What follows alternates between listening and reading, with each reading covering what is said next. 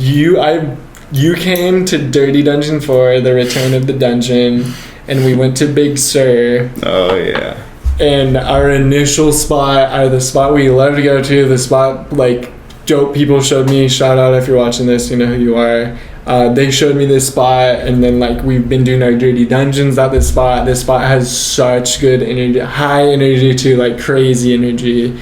And you know, we went to the places and like they were closed off, and then we went to backup places and all those places were closed off, and then we went to other people that came on the trip, their backup places, and like it just seemed and felt like the entire coastline was shut down. And there were people had drilled giant holes into the ground with cement and like put up poles with gates and like these giant padlocks on it, and like we couldn't take our cars anywhere, and like just the entire like coastline of like Big Sur and shit was shut down. And again, like I'm not even here to debate with people like their reasons or like why it happened and stuff, but you know, at the end of the day, I kind of felt like someone's gerbil in a cage, and it was more of like, damn, like we're getting to the point where it's something or someone can snap their fingers and next thing you know our trip doesn't happen. And yeah, playing devil's advocate, look how selfish we look. Oh, like we didn't get to go camping, boo-hoo. No, it's, you know, I think it's a little deeper than that, and I think there's a slippery slope attached, and I don't, you know, it's kind of, you know, be aware that people can totally close down public places to where you can't drive your cars on it for not life or death reasons. Like those weren't life or death reasons why it wasn't why it was closed down. Right. So you know, let's end the podcast on that. Obviously you're gonna get your turn to talk now, but like that's the last subject I want to end this podcast on without like being too hateful, because like, you know, it can be a dark subject. Like, why is this now closed down? Why can't I drive on this road that was beautiful to drive on a week ago? Yeah. But now there's a giant gate and no one will let me drive on it, even though it was a road that I used to drive up all the time and park and go camping, and there's these giant beautiful spots for a ton of people to go on. Dude, I've been thinking about that a lot recently, actually. It's crazy because it came up for sure on that trip, and I was thinking about it. And as we were driving where we ended up going, Soda Lake, as we were driving over there, and we were driving across from what was it, like Paso through up above, we were in those hills in like Santa Margarita up above Morro Bay, and it was beautiful. And remember that part where we could see Morro Rock from like up on those like green grassy hills? I don't know, I think I pointed it out, but it was crazy. And I was just looking at all that land and thinking about the fact that 20, 30 people can't, all that land, so much open space, and people can't go and, you know, have a party, drink, you know, camp out, because it's all private, you know, it's all private. And I've been thinking about it a lot because I've been driving around, and just recently I've been looking for like the perfect oak tree because I'm thinking about painting one, and I'll drive down these roads and I've just been noticing it's just fences on both sides of the roads everywhere I go.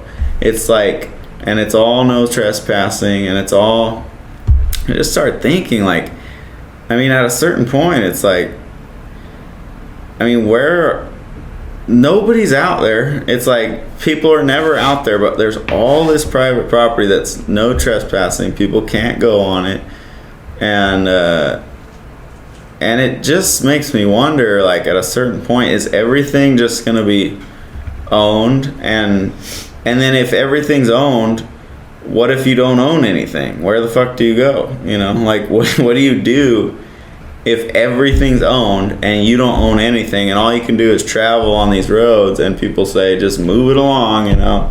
Like what? There needs to be public spaces. like for sure. I think it's really, really important. There should be open spaces, public spaces for people to walk, for people to hang out, for people to do what they want. And I don't know, that's just I think it's just sad because I see all these places, these huge vast amounts of land that are fenced off, and they say no trespassing, prosecutors will be violated. And I go by these places time and time again, and there's never anybody there.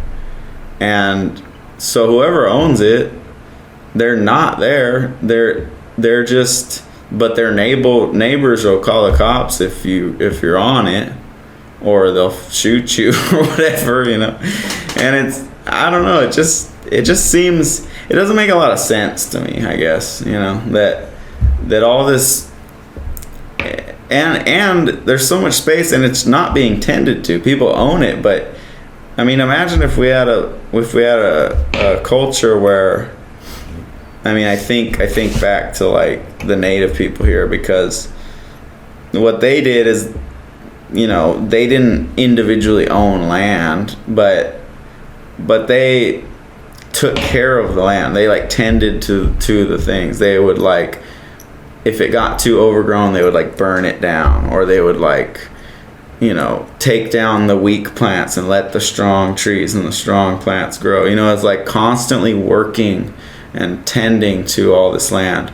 But since everything's private and everybody lives in these condensed areas, and then all these open spaces are owned by, I don't know, people who own a bunch of other open spaces, they don't tend to that land, and then it's not being utilized really. I mean, there might be some cattle on it or something, but I think it's really important for people to have a place to go and let loose a little bit. I mean, what's the harm in, like, you know, what, 30 of us going out and just having a good time in an open field or something? It's better that than we're getting drunk in the city and driving home and, you know, killing somebody on the way home. You know, it's like, I don't know, I think open space, I make that a big priority, like, but I'm a big fan of open spaces, and freedoms, and I do think it gets harder and harder to find a place to go be by yourself, or be with a group of friends out just separated, you know, just away from people, and that's, I don't know, it's sad to me. I mean, that's like some of the most fun times is just getting away and having some privacy or some freedom, and going to beautiful places.